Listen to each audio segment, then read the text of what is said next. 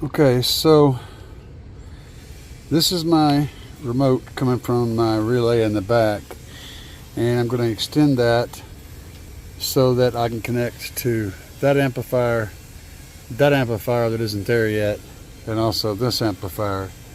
And I'm going to do that using wire ferrules. I'll show you how. So first we twisted both of these back.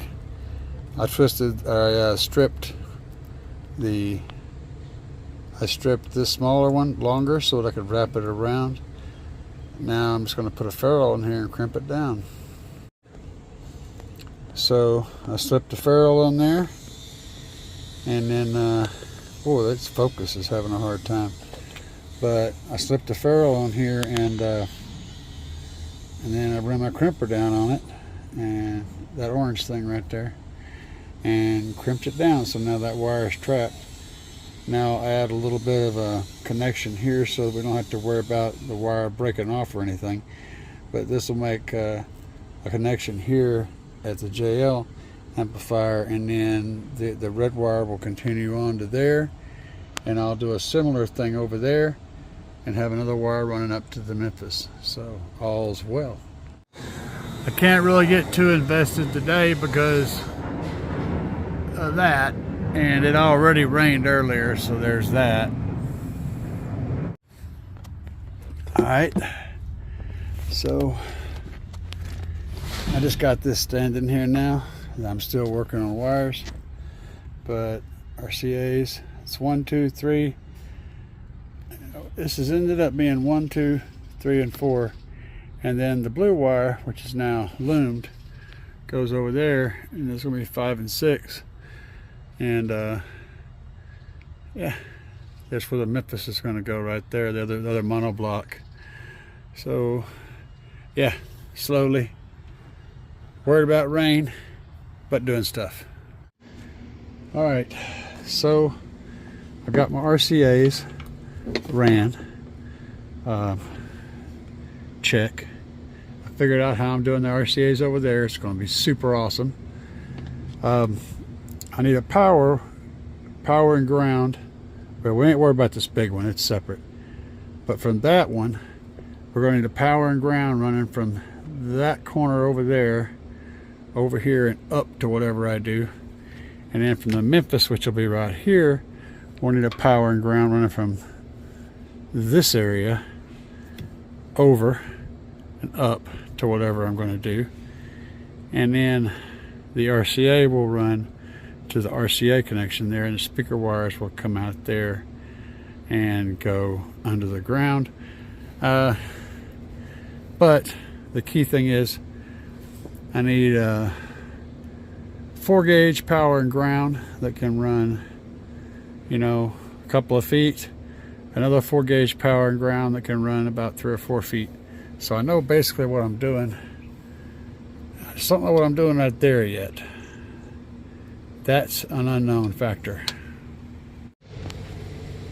And this is an unknown factor. And there's a nice cold wind that comes in every once in a while and blows across me. So I know that it's there. I just don't know whether it's going to go around, come through, or how long it's going to take to do whatever the hell it decides to do. The weatherman is not excited. He says it's going to get wet. As you can see, it already rained once today. See, I've got about 7 feet of 4-gauge power and ground terminated on one end, so I could use that on the block, whatever I do, and then open on the other. This would run both runs, and this is the what's it called? New Concepts Super Flexi wire. So it's nice and soft, and it'll get into those tight spots. So I got the wire, and I've got those 2 runs of green and those 2 runs of black that'll take care of the power to the big amplifier, and probably a bunch of more stuff. Plus I've got a lot of wire in the house. A lot. Now what I don't have is a lot of these. I've got 10 here, and these are my alt gauge connections, and I'm going to need quite a bit for that deal with the battery, or with the capacitor. And I haven't decided on how I'm using these yet, or if I'm using these. I haven't decided on whether I'm going to use this connection on the battery for positives, or whether I'm going to use these guys on the battery for positive and negative. I ended up not doing this board, at least not now. It may come into play, but right now it's not. So this is, I am going to use these though, because I really like my GP blocks. So I'm probably going to have going from the capacitor to the block, and then distributing from there. It's so up in the air because it's all like, I need to see it and put it in place and look at it and figure it out. And the element that I don't have yet, that I should have tomorrow sometime, is the capacitor, which positions everything, is positioned off of that one key piece. So I'm having to guys, not having, what are you doing, dude? What are you doing? Meow. Are you saying hi to YouTube people? Huh? It's you right there. Oh, you love your daddy.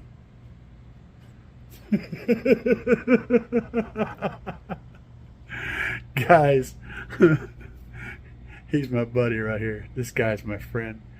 Not having a single piece of equipment, one little thing, it can totally mess up the planning process.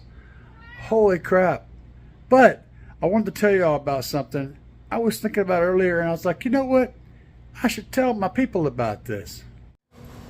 So what I was thinking about is how electricity flows.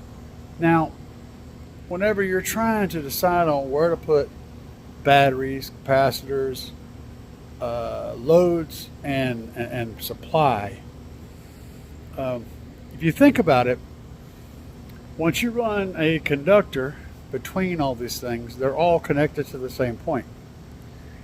So logic would say they're all connected to the same point. It doesn't matter where they are in relation to each other, right?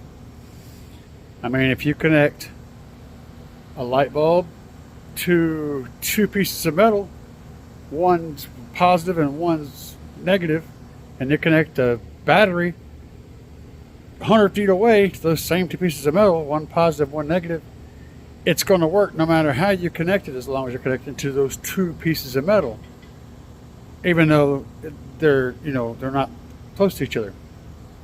But here's the thing. The reality of it is different than that. Because of a simple physics. Electricity will always find the easiest path. Okay, this is why when lightning strikes people, often they don't die. Because it's going to get to the ground in an easier way than going through a person. People are not great conductors. We are conductors, but not great conductors. So the lightning is going to take the easiest path to the ground, meaning most of the energy is going to go around the person, going to go through something else. So what does that have to do with car audio? Everything. If you think about it, you have the alternator, and you have a battery, and you have your amplifier. Just three basic things. Now, if you have two batteries, so you have alternator and battery up under the hood, and then you also have another battery in the back, and then you have your amplifier hooked up. Now, the amplifier is going to pull most of its current from that battery, even though That same connector is connected to the alternator, it's connected to the front battery, it's connected to the entire system, because the path of resistance being wire does have resistance. There's one path that offers more resistance than another path, and so it's going to pull from the path of least resistance. This also applies if you have multiple alternators under your hood.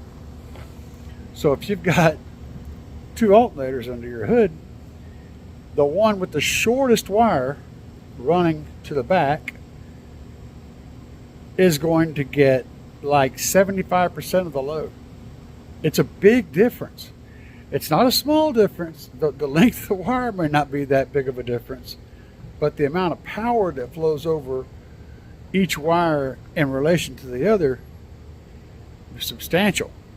So whatever you're getting down, if you got 2 identical alternators and hooked up the same exact way, and one's got a 2 foot less length of power wire than the other, the one with the shorter power wire is going to get like 75% of the load. Now once it gets pulled down to the point to where it can't deliver anymore, it's going to pull from the other alternator. Interesting, right? So what does that mean for me and the Tahoe? Well, it means that we're mounting the capacitor real close to the amplifier. By close, I mean wire close. You see, if I put a 20-foot wire going from the capacitor to my amplifier, and then a 10-foot wire going from the amplifier to my battery, it would pull from the battery primarily, even though they were sitting side by side. So when I say close, I mean length of conductor close. By mounting the amplifier close to the capacitor, much closer than anything else, that means the amplifier is going to primarily get its power from the capacitor. Now if I mounted a battery, here's the other little interesting bit. If I did mount a battery right beside the capacitor, and they both had equal length of wire, or even if the battery had shorter length of wire, the amp would still pull power initially from the capacitor, because even though the battery's wires were shorter, the capacitor offers less resistance as a power storage device. It readily and willingly gives up lots and lots of power, where the battery and its high internal resistance would offer more resistance. Even though the wire is shorter, the device you're pulling power from is more resistive to that action.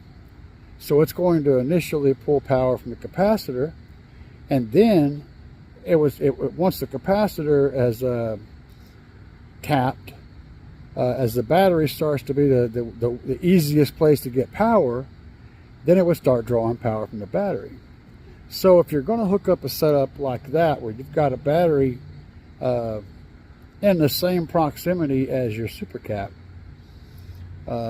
you don't have to worry about one being connected to the other, none of that, because even though the wire itself will offer resistance and change which device gets pulled from first, whenever you've got the device that is significantly less resistance to pull from, it's going to choose that one anyway. Something to think about. And the combination of a capacitor and an AGM for storage, that's going to be sick, and I just can't wait to play with this.